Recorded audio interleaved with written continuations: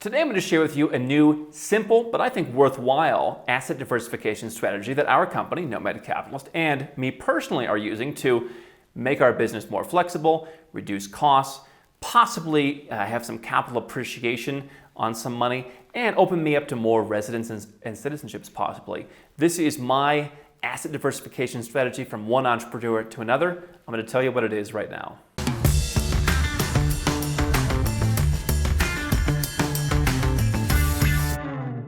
Hi, I'm Andrew Henderson. I'm the author of this book, and here at Nomad Capitalist, we've got a team of over 40 people, a network of experts all around the globe, all helping you, the 7 or 8-figure entrepreneur or investor, legally go where you're treated best. Now, I'm going to share with you something that is relatively straightforward as a business strategy, but I believe offers a lot of financial diversification. It's something that we're doing to give ourselves more flexibility in our business right now. And it's very simple. We're buying our own office space. Now, before you say, who's buying office space these days? I'm going to explain why I think this still makes sense.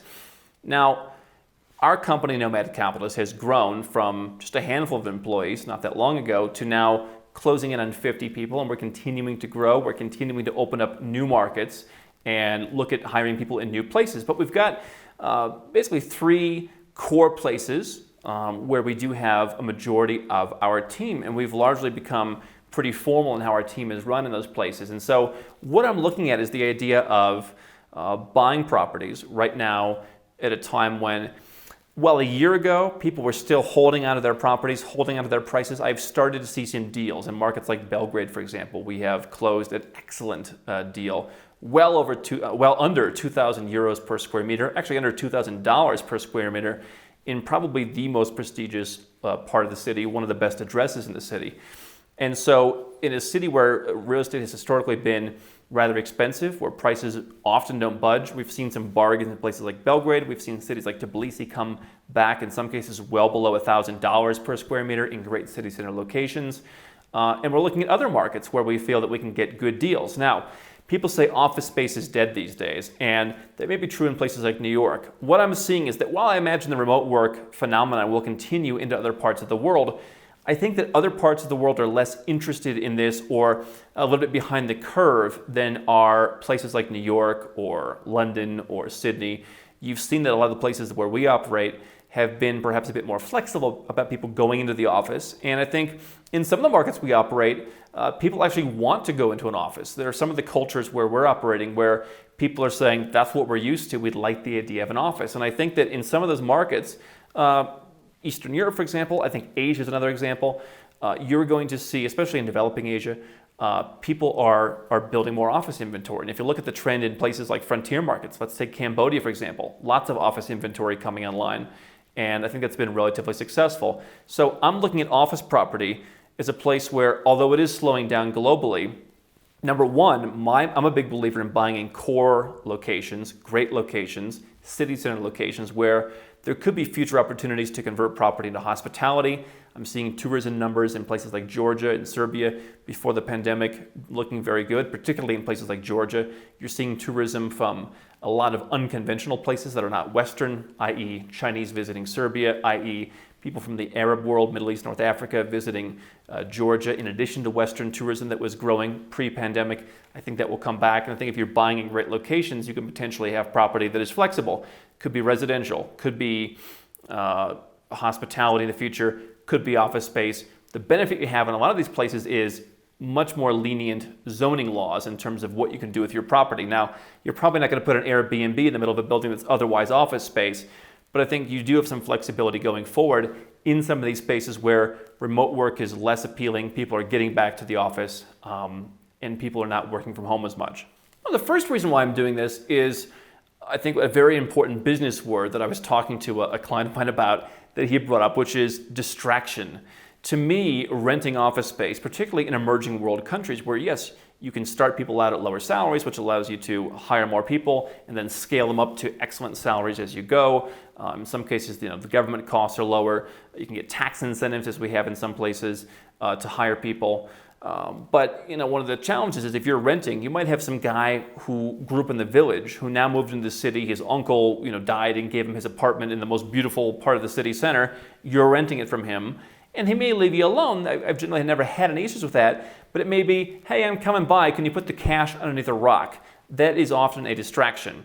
And so in many of these emerging market countries, you have, basically, people are trying to figure out, how do I skip out paying them this 10 or 20% tax? Okay, pay me in cash, we'll do it this way, we'll do it that way. It's a distraction. And so the idea of controlling your own space, where you have, in many of these markets, very limited, if any, ongoing maintenance costs. You basically just hook up utility bills to pay automatically, hook up the internet bills to pay automatically. I think we are looking at a minor security bill in one of the buildings, but very, very low every month for kind of a front desk. It's much less of a distraction to buy space. What I think is very important right now in markets where we have a presence that are not the United States, for example, where you just buy something that's ready to move in, the concept of tenant improvements aren't as big of a thing. Now, again, you're getting much lower costs. You're getting a much better tax structure in these countries.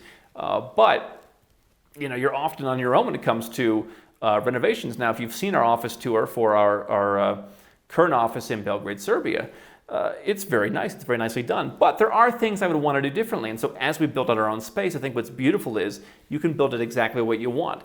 The spaces that you would find in the Western world, I think, are harder to find in emerging world countries. You want to have a meeting room, you want to have a conference room, you want to have spaces with big TVs, you want to have all that kind of stuff. It is harder to find if you want to be in city centers and if you want to be renting at affordable prices. And so for me, it's about getting back control. That's harder to do in some emerging markets. Now, what I'm also seeing is prices, as I said, lower in some of these countries right now, where you can go in and buy core properties that I have really, in some cases for years, never really seen on sale. Now I'm finally seeing some reductions. For me, it's an idea of, some of the money that I have moved out of US dollars into other currencies over the last year when the US dollar was strong. Now you can come back in as the US dollar has been weaker, and you can buy into some of these properties at lower prices. And what that means is, without all the ongoing expenses, now you have more money to reinvest in your business. You have more money to put into cryptocurrency for those of you who want to put every dollar into cryptocurrency. I understand that. For me, for me, as a risk prevention measure, which to me is what going offshore really is reducing your risk of higher taxes, reducing your risk of government interference, reducing your risk of high expenses. Take cash flow from a business that's cash flowing, put it into a property once, and maintain that property. And because the costs of ownership in these emerging countries that I think are, again, better for many reasons for building out your team, and liability risks are much, much lower, your carrying costs of that are much lower. And again, you can increase cash flow dramatically. Now, the other thing that I like about this is, again, as I said, it's flexible. Here's what's flexible for you as a person. If you're going and buying property in some of these countries, again, Eastern Europe, Asia, South America, places where you could hire, that might entitle you to a residence permit, right? And so you're building your office there, you're building your company there. You can have a very tax-friendly company for doing staffing, but also get yourself a residence permit. In some cases, get yourself a citizenship, or at least start working towards citizenship. So let's say you want to go to a country like Turkey, for example. You can get citizenship by investment, by hiring 50 people, or you can just buy a property and then have people working from that property.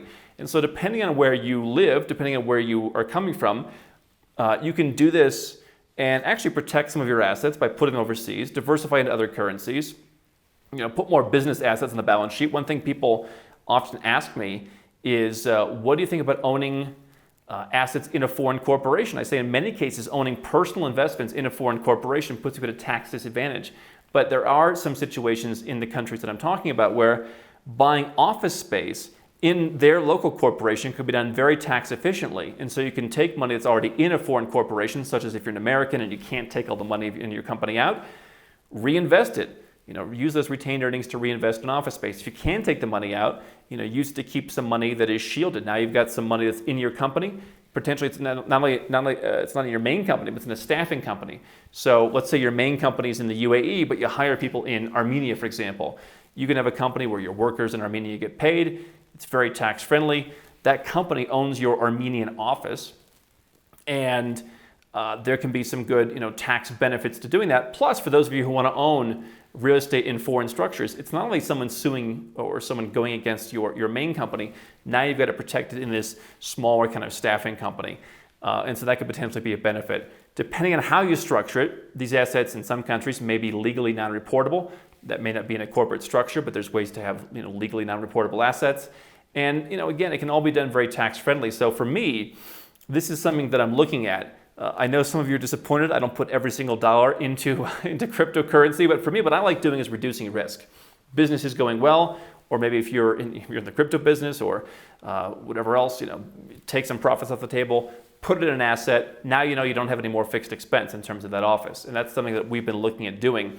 Again, it's a great way to not only diversify your fiat currency exposure, but also residences, citizenships. To me, that's worth doing. If I can buy an office and instantly get a residence, or instantly or a couple years down the road get a citizenship, or potentially if I'm running a big enough business, negotiate with a country for citizenship. Say, listen, I'm going to come and hire 50 people. I'm going to buy a €1 million office. Is there a tax incentive for me? Or what can you offer me in terms of a residence permit or permanent residence or even citizenship? So there are opportunities to plant flags in places that are perhaps less conventional by investing more into your business. Countries like that. And so I think it's definitely something to look at if you are running a growing business as we are, to get all those benefits of diversification, possible nomad capitalist type benefits, and just really to secure your business and reduce your risk. How can Nomad Capitalist help you?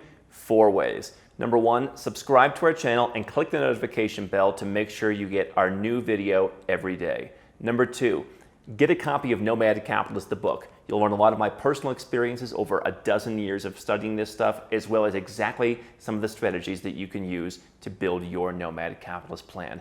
Number 3, if you're not sure where to start, but you want to come and learn from my team and I, you want to come and mingle with like-minded people, learn more about our live conference, Nomad Capitalist Live. It's coming up soon. And number 4, if you want some help right now because you've got a burning issue, you need something solved, you want to lower your taxes, get a second passport, or build the Nomad Capitalist lifestyle of your dreams, go to nomadcapitalist.com and click on Become a Client.